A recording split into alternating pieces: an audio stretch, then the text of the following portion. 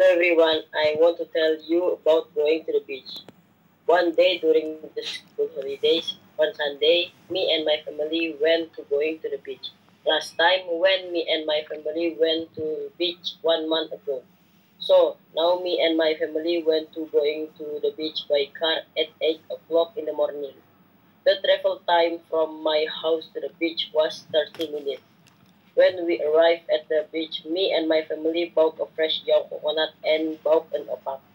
After drinking young coconut and ate an opak, my father and me walked around the beach.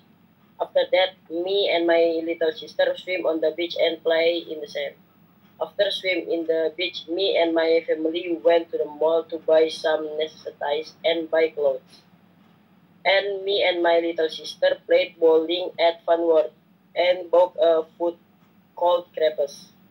After that, my family and I were hungry and went to meatball place. After eating meatballs, me and my family went to my grandma house and rest there. At 3 o'clock in the afternoon, I just went home because I wanted to go to school tomorrow. Maybe the story is over, but the memories will be remembered. And thanks for listening. Okay, thank you, Aska.